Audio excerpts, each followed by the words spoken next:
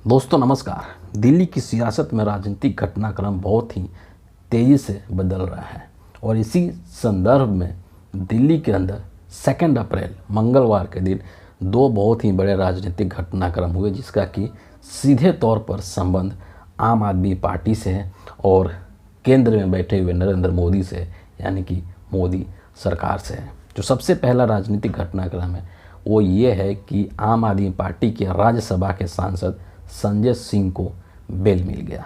बहुत ही दिलचस्प कहानी है इस चीज़ को लेकर के। दूसरी जो घटनाक्रम हुई कि आम आदमी पार्टी की जो मंत्री हैं, जो नेता हैं आतिशी, उन्होंने एक बहुत ही सनसनीखेज खुलासा किया है।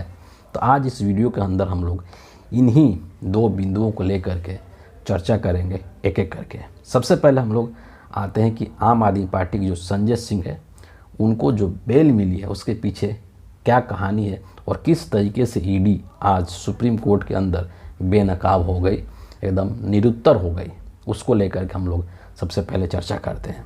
कहानी की शुरुआत करते हैं एकदम शुरू से, है ना। आपको याद है कि दिल्ली के अंदर जो शराब नीति घोटाला है उसको लेकर के आम आदमी पार्टी के कई सारे नेता जेल के अंदर कैद कर दिए गए हैं। अभी लेटेस्ट जो है वो अरविंद केजरीवाल जी को जेल में डाल दिया गया है। और उसी शराब नीति घोटाले को लेकर के जो आम आदमी पार्टी के और राज्यसभा के जो सांसद थे संजय सिंह, अभी भी सांसद हैं, उनकी गिरफ्तारी हुई थी 4 अक्टूबर 2023 को।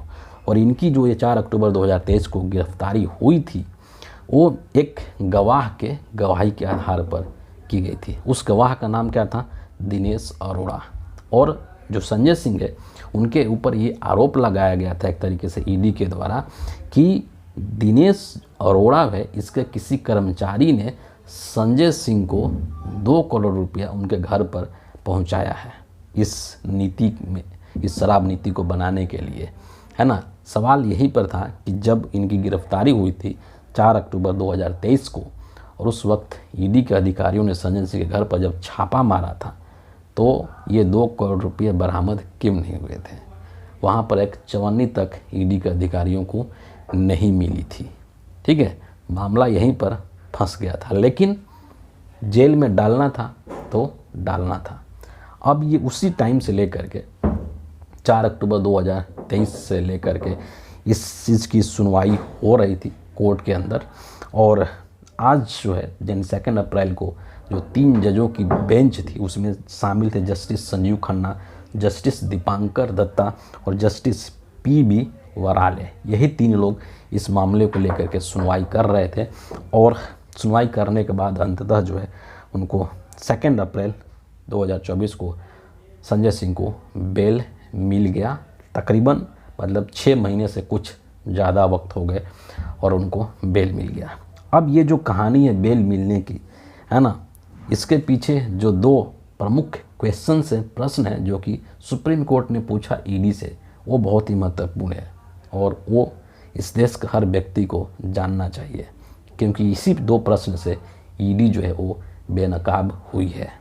सबसे जो पहला प्रश्न सुप्रीम कोर्ट ने पूछा कि ये जो घोटाला हुआ है, जिसका कि आरोप संजय सिंह पर है कि इन्होंने शराब नीति में घोटाला किया है, तो इस घोटाले का जो पैसा है ना, उस पैसे का वो पैसा है कहाँ, उसका सबूत कहाँ है, मनी ट्रेल कहाँ है?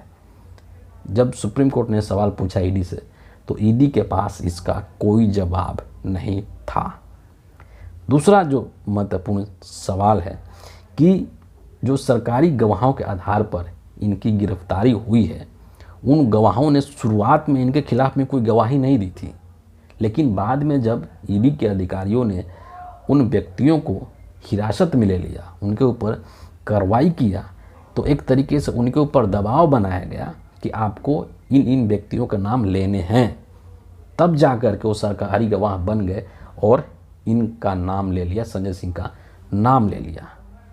ये जो 2 पॉइंट है, इस 2 पॉइंट के आधार पर सुप्रीम कोर्ट ने एक तरीके से ईडी के अधिकारियों को नसीहत भी दे डाली कि आपके पास सबूत नहीं है तो फिर आपने कैसे गिरफ्तार कर लिया और पैसे का सबूत कहाँ है, जो कि बिल्कुल भी नहीं है। इस चीज़ को लेकर के आम आदमी पार्टी ने एक ट्वीट भी किया है, जिसको कि आप यहाँ पर ज़रूर देखिए।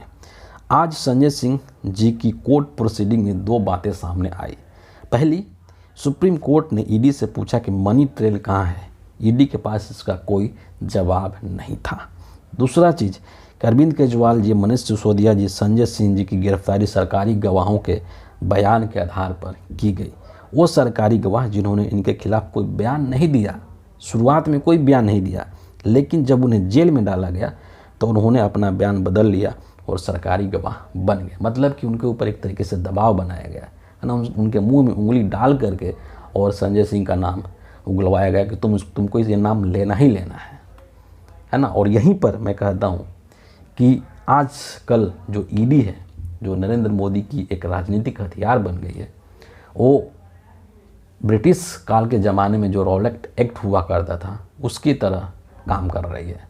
मतलब कि बिना किसी सबूत के, बिना किसी चीज़ के, बिना किसी दोस्त के किसी व्यक्ति को उठाओ और ले जा कर के जेल में डाल दो। उसको 2 महीना बंद करो, 4 महीना बंद करो, 6 महीना बंद करो, मर्जी है ना। वही काम ईडी कर रही है। लेकिन ईडी जो है आज बेनकाब हो गई है सुप्रीम कोर्ट के अंदर, और यहीं से जो है आगे की राह जो है आम आदमी पार्टी के लिए आसान हो जाती है।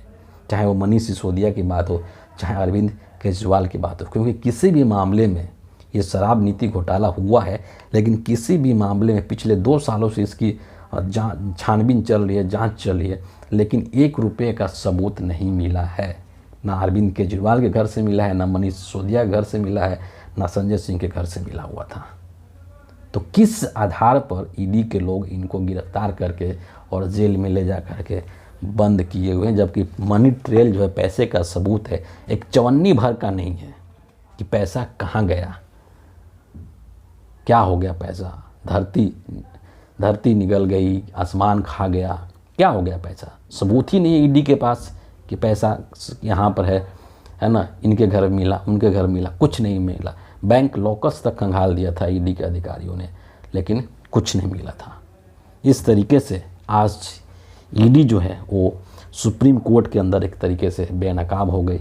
उनके चेहरे पर जो नकाब है एक, वो पूरी तरीके से उतर गया और देश के सामने आ गया कि किस तरीके से ईडी के लोग एक कुत्सित भावना जिसको कहते हैं ना, उस चीज़ से कार्रवाई कर रहे विपक्ष के नेताओं पर। और जाहिर सी बात है कि ये मोदी जी की केंद्र सरकार के इशारे पर कर रही है। जब संजय सिंह को बेल मिल गया तो इस चीज़ को लेकर के एक और चीज़ कोर्ट ने यहाँ पर क्लियर की कि चूँकि संजय सिंह जो है वो एक पॉलिटिकल पर्सन है, एक राजनीतिक व्यक्ति है, तो जाहिर तौर पर राजनीतिक जो क्रियाविधि है, जो पॉलिटिकल एक्टिविटीज़ है, उसमें वो पार्टिसिपेट कर पाएंगे। उनके ऊपर किसी भी तरीके का कोई प्रतिबंध नहीं होगा। खास करके अब जब लोकसभा चुनाव आना है तो निश्चित तौर पर उनको अपनी पार्टी के लिए, इंडिया अलायंस के लिए चुनाव प्रचार करना होगा, रैली करना होगा। तो वो सब करने के लिए उनको कोर्ट ने पूरी आज़ादी दे रखी है। उसके ऊपर किसी भी तरीके का कोई प्रतिबंध नहीं है। और यहाँ से जो है, चूँकि ईडी के पास सबूत नहीं है, अरविंद केजरीवाल के मामले में भी नहीं है, मनीष सिसोदिया के मामले में भी नहीं है, तो इस ग्राउंड के आधार पर आगे उनका जो बेल होगा वो भी आसान हो सकता है।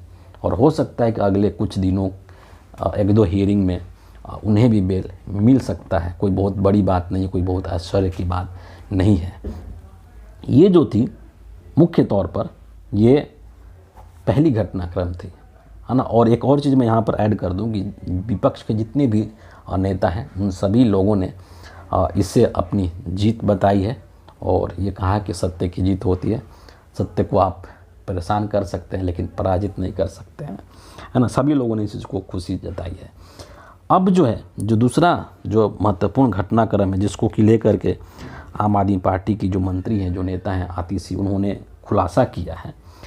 वो कल भी हमने इस चीज़ को लेकर के थोड़ा चर्चा किया था इस वीडियो के अंदर, अपने वीडियो के अंदर चैनल पर, कि मोदी जी आखिर चाहते क्या थे, है ना। आम आदमी पार्टी के अगर आप देखें तो टॉप के जो लीडरशिप थी, है ना, सत्येंद्र जैन, मनीष सिसोदिया, संजय सिंह और अरविंद केजरीवाल, ये फर्स्ट लाइन लीडरशिप है आम आदमी पार्टी की। और इन चारों लोगों को पहले ही लोग गिरफ्तार कर चुके थे।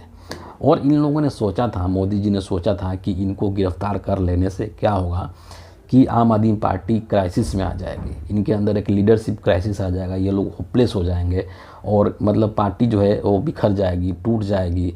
इसके जो बाकी के जो नेता हैं वो पार्टी को संभाल नहीं पाएंगे और वो भी एकदम लोकसभा चुनाव के ऐन मौके पे। ऐसा इन लोगों ने सोचा था, इंडिया अलायंस कमज़ोर हो जाएगा, तमाम चीज़ें नरेंद्र मोदी जी के मन में चल रही थी, लेकिन ऐसा हुआ कुछ नहीं, है ना। उल्टे विपक्ष पूरा गोलबंद हो गया, एकजुट हो गया और मजबूती से अरविंद केजरीवाल के साथ खड़ा हो गया। आम आदमी पार्टी के जो बाकी के जो नेता हैं, चाहे सौरभ भारद्वाज हो, चाहे आतिशी हो, चाहे गोपाल राय हो, चाहे दुर्गेश पाठक हो, ये सभी लोग बड़ा ही मुस्तैदी के साथ, चाहे अरविंद केजरीवाल की पत्नी सुनीता केजरीवाल हो, ये सभी लोग बड़े ही मजबूती के साथ और बहुत ही हिम्मत के साथ काम लिए और नरेंद्र मोदी की इस कारनामे का बहुत मतलब एक तरीके से कहिए कि बहुत ही ज़ोरदार तरीके से जवाब दिया। और इसमें सबसे बड़ी जो महत्वपूर्ण चीज़ है कि जनता का साथ इनको मिला। अब इस चीज़ को लेकर के आतिशी ने बाकायदा एक प्रेस कॉन्फ्रेंस किया और उस प्रेस कॉन्फ्रेंस में उन्होंने इस चीज़ का खुलासा किया कि हमारे जो बहुत करीबी रिश्तेदार हैं, आतिशी के जो बहुत करीबी रिश्तेदार हैं, उनके माध्यम से बीजेपी ने ये संदेश भिजवाया है कि आतिशी आप जो हैं वो बीजेपी ज्वाइन कर लीजिए।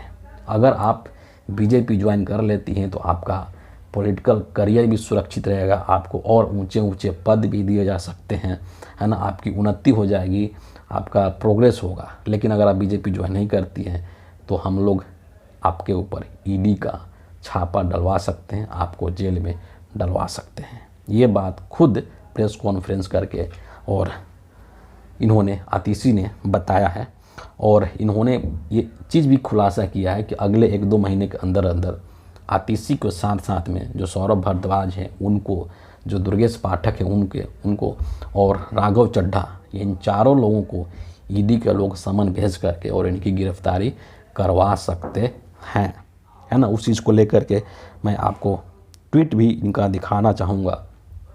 क्या ट्वीट किया है, एक सनसनीखेज खुलासा। मेरे एक करीबी, ये आतिशी का ट्वीट है, उन्होंने आम आदमी पार्टी के हैंडल से ट्वीट किया गया है कि मेरे करीबी के द्वारा भाजपा की तरफ से मुझे अप्रोच किया गया और कहा गया कि बीजेपी ज्वाइन कर लो वरना आने वाले 1 महीने के अंदर ईडी मेरे घर परेड करेगी और मुझे गिरफ्तार कर लिया जाएगा। बीजेपी का इरादा है कि आने वाले 2 महीने के अंदर मुझे यानी आतिशी को, सौरभ भारद्वाज, राघव चड्ढा और दुर्गेश पाठक को गिरफ्तार कर लिया जाएगा। ये जो है ये एकदम साफ तौर पर इन्होंने आरोप लगाया है और इस तरीके के कई भी आरोप लगाए गए हैं।